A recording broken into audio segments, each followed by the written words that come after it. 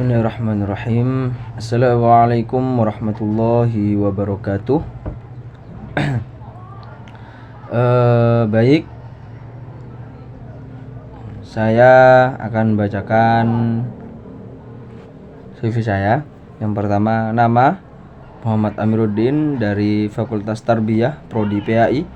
Mata kuliah Model dan Strategi Belajar Mengajar, yang diampu oleh dosen Bapak Dr. Ahmad Iwanul Mutakin MPDI. Baik, lanjut ke pembahasan. Pokok pembahasan. Ya, jadi ya namanya suatu presentasi harus ada pokok pembahasan yang perlu kita ketahui. Yang pertama, apa sih itu teori kognitisme? Ya. Yang kedua, siapa saja sih tokoh dari teori ini? Dan yang ketiga, contohnya apa saja sih? Terus yang keempat, apa itu teori humanisme? Terus siapa saja sih tokoh dari teori ini, teori humanisme, dan apa saja contohnya? Baik, langsung saja kita ke pembahasannya. Ya, baik. Yang pertama adalah apa itu teori kognitisme? Yang biasa sering kita sebut kognitif adalah semua aktivitas mental yang membuat suatu individu mampu menghubungkan, menilai, dan mempertimbangkan suatu peristiwa sehingga individu tersebut mendapat pengetahuan setelahnya. Jadi kognitif atau kognitisme ini adalah sesuatu teori, sesuatu aktivitas mental yang membuat suatu individu mampu menghubungkan, menilai, dan mempertimbangkan suatu peristiwa. Jadi siswa didik dituntut untuk mengetahui atau menilai, menganalisis ataupun segala macam untuk mempertimbangkan suatu peristiwa sehingga seorang individu dari siswa didik ini dapat menyelesaikan atau dapat mengetahui hal yang sudah dipelajarinya atau yang sudah dialaminya. Mungkin kurus seperti itulah arti dari teori kognitisme. Terus kita lari ke tokoh-tokoh teori kognitisme yang berasumsi tentang teori ini. Yang pertama, Jean Piaget, ya, saya sertakan dengan fotonya. Jean Piaget ini beranggapan bahwa suatu perkembangan kognitif adalah sebuah proses yang terjadi secara genetik. Oleh sebab itu, proses genetik diyakini berdasarkan dari kondisi biologis seseorang. Dalam hal ini, kondisi biologis dapat dilihat melalui adanya perkembangan atau pertumbuhan yang terjadi pada sistem saraf. Jadi menurutnya teori kognitif ini berhubungan, menurut Jean Piaget, ya, teori ini berhubungan dengan apa namanya itu, proses genetik. Genetik itu apa? Proses dalam tubuh kita, ya. Proses genetik. Jadi menurut beliau hal ini berlangsung dengan terjadinya proses genetik yang dialami oleh siswa. Begitu. Oleh siswa didik maupun semua orang lah, yang melibatkan sistem saraf yang bisa kita lihat dari pertumbuhan atau perkembangan sistem saraf kita. Terus teori yang kedua, ya, tokoh yang kedua yakni David Ausubel. Konsep teori kognitif dari David ini mengemukakan kegiatan pembelajaran yang bermakna, ya, ia membagi belajar yang bermakna ke dalam dua jenis, yaitu belajar bermakna atau meaningful learning, dan belajar menghafal atau rote learning. Maksudnya ini apa? Belajar yang bermakna, ya. Belajar yang memiliki manfaat, memiliki makna yang tertentu, ya. Bukan yang kata yang tadi itu ada yang hal-hal yang abstrak, begitu ya. Bukan hal-hal yang abstrak tetapi memiliki manfaat dan memiliki tujuan yang jelas. Itu namanya belajar belajar ke dalam meaningful learning, ya, belajar bermakna. Terus dan belajar menghafal. Jadi siswa didik menurut beliau ini belajar ini rote learning atau belajar menghafal. Jadi semua materi yang sudah disampaikan oleh seorang pendidik itu dihafalkan oleh siswa didik agar supaya terus diingat di kepalanya, begitu mungkin. Terus yang ketiga, Jerome Bruner ya. Jerome Bruner mengatakan bahwa seorang guru harus bisa untuk memberikan kesempatan pada peserta didiknya agar bisa menjadi seseorang yang bisa menyelesaikan suatu masalah, seseorang yang cerdas, seseorang yang menyukai sejarah, seseorang yang pandai dalam bidang matematika dan sebagainya. Jadi menurut Jerome Bruner, teori ini kalau yang tadi menuntut siswa didik, sekarang untuk menuntut seorang guru untuk bisa memberikan kesempatan kepada siswa didik. Jadi seorang guru harus memberikan kesempatan, harus memberikan celah kepada seorang murid untuk memilih apa yang dia suka ya. Dan menuntut seorang siswa didik bisa menyukai sejarah ataupun kata beliau ini menyukai menjadi seseorang yang cerdas dan segala macam dengan teknik yang disampaikan oleh guru. Jadi seorang guru ini dituntut untuk bisa memberikan kesempatan kepada murid apa sih yang siswa didik saya sukai begitu ya. Dan seorang guru harus mampu untuk memberikannya begitu ya. Terus contoh-contoh teori kognitivisme ya, yang pertama minta siswa untuk merefleksikan pengalaman mereka melalui pembuatan jurnal atau laporan harian tentang kegiatan apa saja yang mereka lakukan begitu. Jadi meminta siswa untuk mencatat ya, intinya mencatat atau meresum apa sih yang mereka lakukan setiap harinya. Misalkan dari sekolah saya melakukan ini, setelah sekolah saya makan, main game atau segala macam atau bersosial. Nah, jadi seorang siswa harus diminta untuk melakukan resum atau membuat laporan ataupun jurnal. Terus yang kedua, mendorong diskusi berdasarkan apa yang diajarkan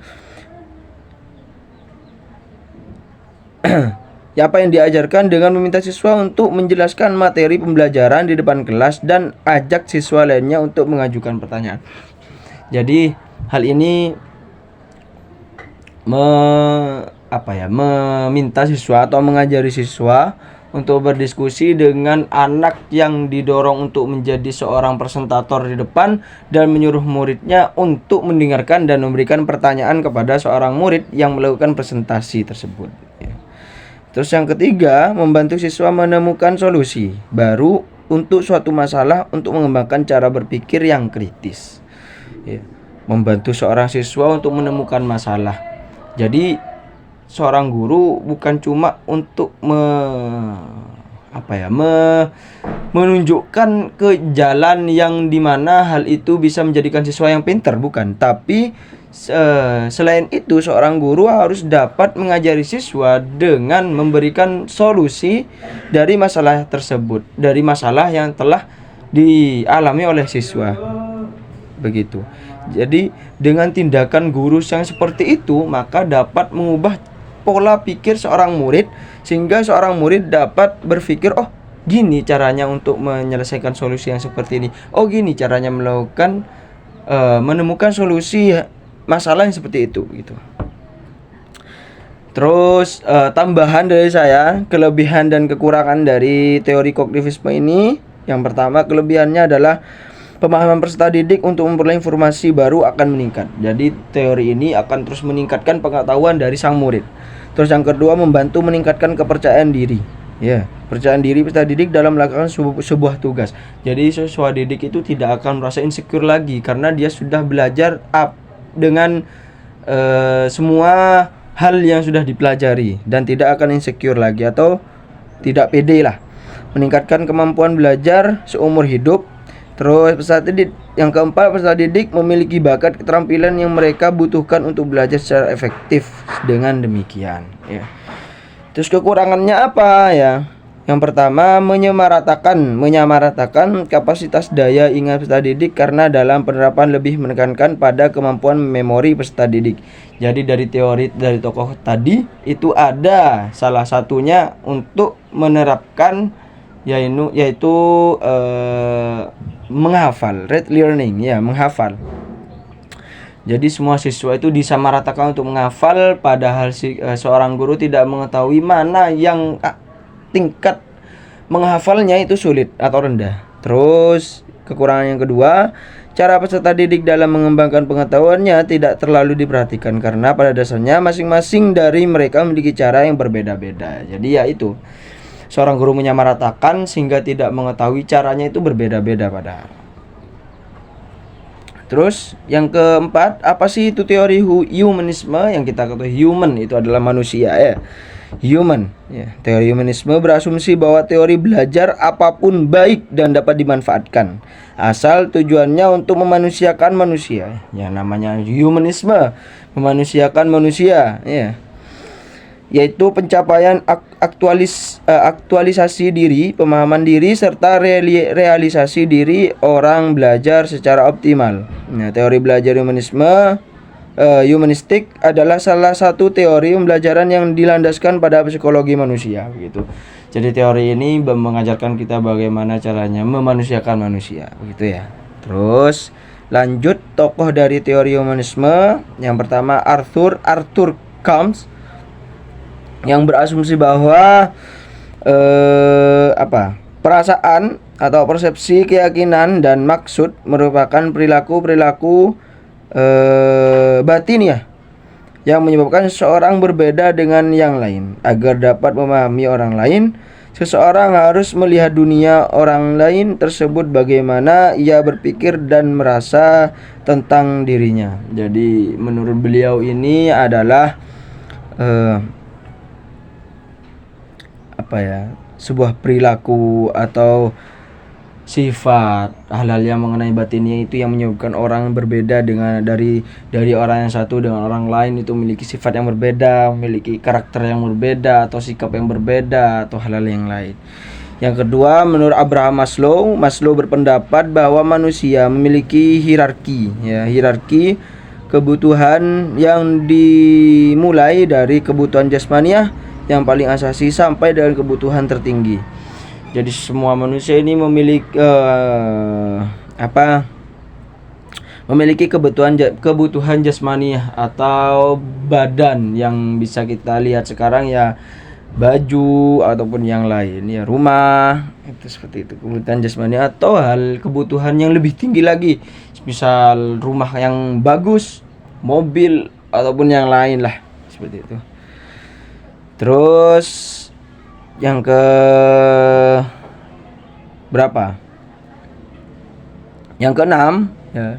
Contoh teori humanisme. Contohnya yang pertama, guru memberikan motivasi kepada murid agar tertarik mengikuti pelajaran.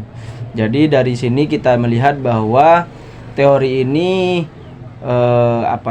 memiliki, maksud saya berkaitan dengan antara batin ke batin, seperti itu, ya. Terus guru menjelaskan ulang untuk memastikan murid benar-benar mengerti. Jadi seorang guru harus memastikan bisa dengan cara apakah ada yang perlu dipertanyakan, apakah ada yang belum mengerti, seperti itu.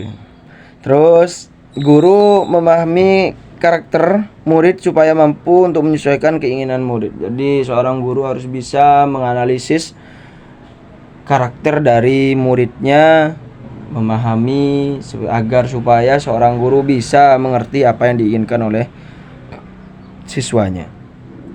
Terus yang keempat, memfasilitasi materi dengan media kreatif dengan murid agar murid tidak bosan, seperti buku, modul pelajaran dan tambahan perangkat audio visual, seperti